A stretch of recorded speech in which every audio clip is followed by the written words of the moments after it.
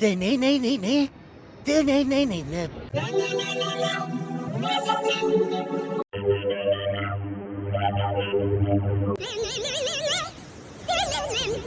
O suratın ne?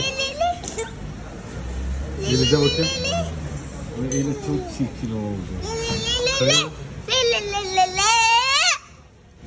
Kaya da türkü söylüyor. Bakayım. En büyük başaklar. Bakayım bana. Bak Kaya'da.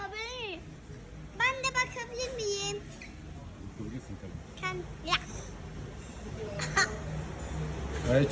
Kaya çirkin ol bakayım. Çirkin ol, çirkin. Çirkin ol. Bu kadar mı oldu? Allah çirkin ol. İyi çirkin ol.